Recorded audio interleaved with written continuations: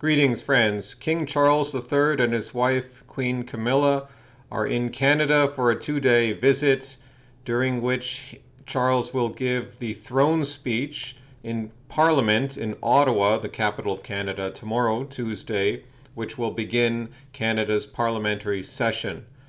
Charles was invited by Mark Carney, the leader of the Liberal Party and Prime Minister of our country, to come to Canada and give the throne speech in a climate of antagonism from the Trump administration, 51st state talk, and of course an election in Canada which saw the Liberals coming to power. For this reason, the Royals will be coming here for the first time in many, many, many years. I support King Charles, and I support his visit to Canada, and I support the fact that he will be giving a throne speech, and I look forward to hearing it. I think anyone who considers themselves a Canadian by heritage, a Canadian who is aware of our traditions, should support the King.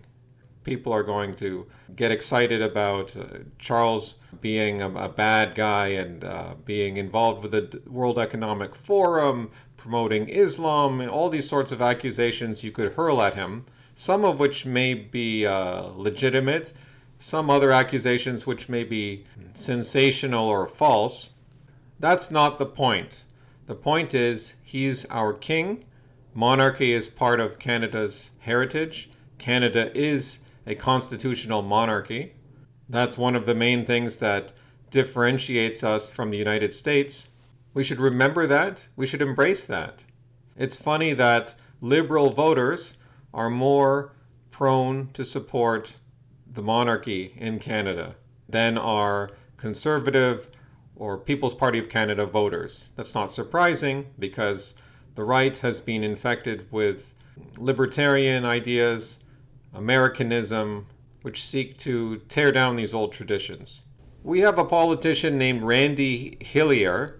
He was known for standing up to the lockdowns and the jab mandates. He was popular with the Freedom crowd, and he appeared at many events, and he's been persecuted by the government for doing that.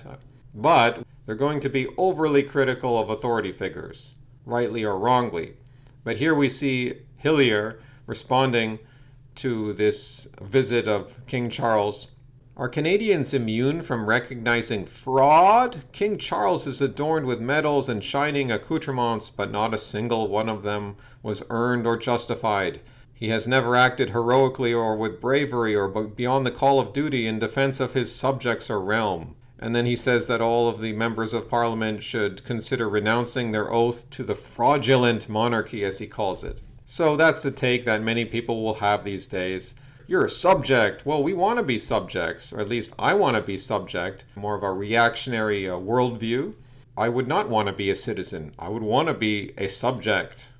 That's where you really have belonging and meaning. So responding to Randy Hillier's comments about King Charles, we have the Black Horse coming in. This is your brain on liberal meritocracy. That sort of sentiment that Hillier expressed. He says, I sure hope each member of the 101st Airborne did a review of General McAuliffe's qualifications before the Battle of Bastogne. You wouldn't want to follow anybody without first taking the opportunity to personally decide that it's a good idea. So he's mocking Hillier, suggesting that this principle would never work in the military. He didn't earn his medals, so I'm not going to obey him. There's greater principles at work here. We have higher priorities. Support for the monarchy is rising in Canada, reversing a previous decline in support, and monarchism is highest at 48% support for monarchy among the youngest age group, 18 years old to 34 years old. So Endeavour comments on the fact that more Conservatives and PPC voters are against monarchy than the Liberal voters are. He says this is the result of 90 IQ MAGA-inspired sloppulism infecting the Canadian right. I think he's basically correct. And he says that he does not expect the Royals to bring about a political solution. We're fine with criticisms of them as individuals. However, the monarchy still functions as a powerful cultural icon. There's no benefit to abolishing it for anyone who cares about Canadian heritage. He's right. So Krupdos comes in here. He says the essential point is that the meritocracy, wherein we measure people only by their effectiveness, is also central to mass immigration.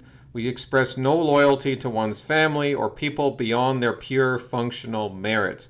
What has this person produced? What have they earned? Is it better to raise your son into taking over the family business, or should you just hire the most capable person and sell the business to them?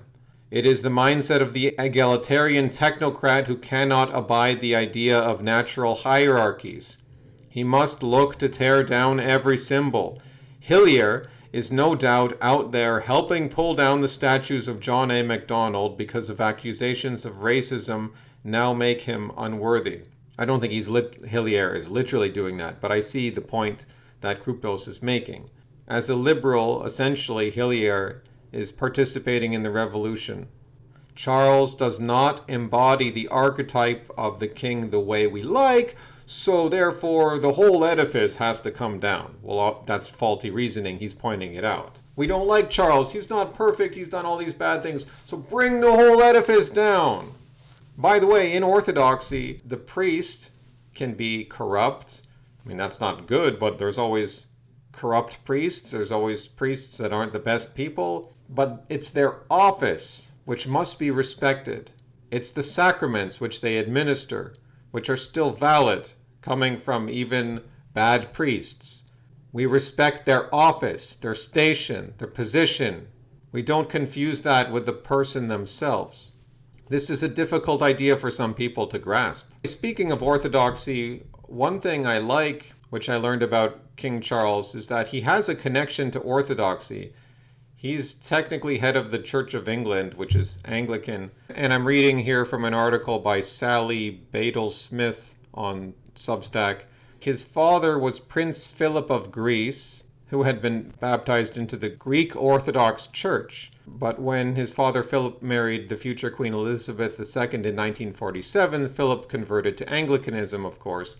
But both father and son, I'm quoting from her article here, kept a spiritual connection to the Eastern Orthodox faith in general, and in particular to the mystical monastic enclave of Mount Athos on a peninsula in northern Greece. Krupdos is saying that, well, you're just becoming like a managerial technocrat then, infected with the revolutionary impulse. Everything has to bow down to efficiency and ideological purity. There's no room for a symbol. Even a hollow symbol that no longer lives up to what it should be has more power to bind a people together than does a spreadsheet or an ideology. And then he says, tell us, if Canada is not bound together by its history, by its loyalty to king and crown, instead of the revolutionary impulse south of the border, then what does bind Canada together? Before you cast these symbols aside because they don't meet your test of purity, what now will bind Canada together? Or are we, as Justin Trudeau argued, a post-national state? Is that what you're saying? Randy Hillier and all of you other freedom people who want to abolish the monarchy? Is that what you're saying? What's going to bind us together? Is freedom going to bind? The freedom's not going to bind you together. I can promise you that. To sum it all up, we get the Black Horse again. And he says, your people are your people, regardless of their shortcomings. You cannot simply walk away from them. This is a fundamental mistake at the core of the modern world, and it's killing us. So I support King Charles. I support his visit to Canada. I think it's great that he's giving the throne speech. I think it's great that younger Canadians are more positive about monarchy. Hasta luego, amigos.